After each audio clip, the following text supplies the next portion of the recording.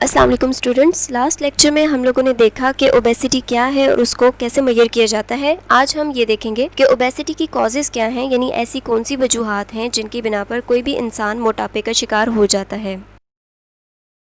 हम सब जानते हैं कि हर इंसान दूसरे से मुख्तलिफ होता है। जैसे मेरी आदत, अतवार, सोच का अंदाज आपसे मुख्तलिफ है और आपका मुझसे। बिल्कुल इसी तरह हम सब के ईटिंग बिहेवियर्स भी एक दूसरे से मुख्तलिफ हैं। हमारी फूड चॉइसेस, फूड मोटिव्स और ईटिंग हैबिट्स सब अलग अलग होते हैं और इन्हीं डिफरेंट बिहेवियर्स की वजह से कुछ लोग मोटापे का शिकार हो जाते हैं। हर ओबीस पर्सन की ओबेसिटी की अपनी एक अलग रीजन या कॉज होगी, लेकिन रिसर्चेस से साबित शुदा कुछ जो जनरल किस्म की ओबेसिटी की कॉजेज हैं वो ये हैं।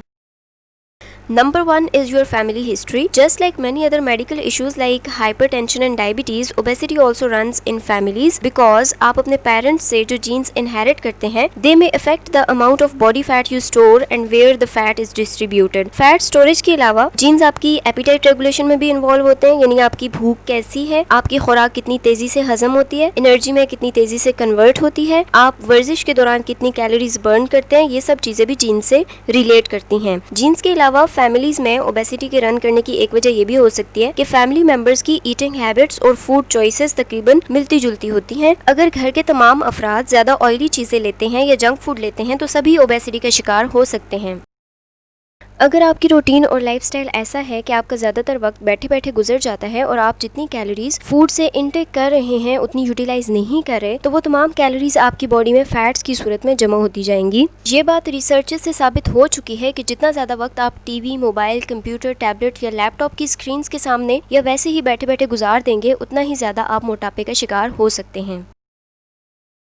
अनहेल्दी डाइट यानी सेहत बख्श ग़िज़ा का इस्तेमाल ना करना और ऐसी खुराक खाना जिसमें सब्जियां और फल शामिल ना हो, फास्ट फूड का ज़्यादा इस्तेमाल करना, कुदरती और फितरी तरीके से तैयार शुदा चीज़ों का कम इस्तेमाल करना, तेज़ मसाला जात, ज़्यादा ऑयली चीज़ें खाना और मुरगन ग़िज़ा का इस्तेमाल करना, ये सब चीज़ें आपका वज़न बढ़ाने का सबब बन सकती हैं और इन टर्न आपको ओबेसिटी की तरफ लीड कर सकती हैं।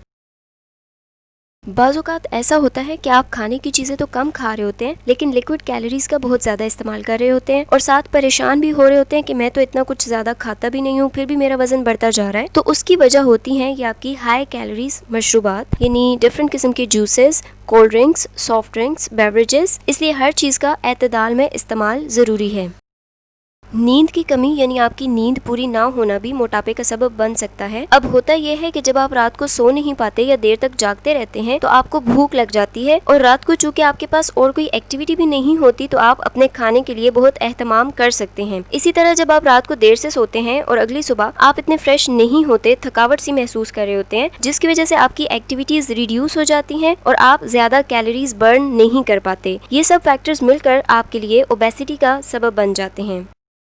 स्ट्रेस के बारे में हम ऑलरेडी बहुत डिटेल में पढ़ चुके हैं। स्ट्रेस जहां और बहुत सी मेडिकल और साइकोलॉजिकल डिस्टर्बेंसेस कॉज करता है, वहीं स्ट्रेस की वजह से आपकी ईटिंग हैबिट्स पे भी असर पड़ता है। स्ट्रेस की वजह से आप इमोशनली डिस्टर्ब होते हैं, आपकी नींद भी खराब हो जाती है, जिसकी वजह से आप बिंज ईटिंग की तरफ जा सकते हैं, ओवर ईटिंग कर लेते हैं और ऐसे फूड्स कंज्यूम करते हैं जो हेल्दी नहीं होते और इन टर्न आप ओबेसिटी का शिकार हो जाते हैं।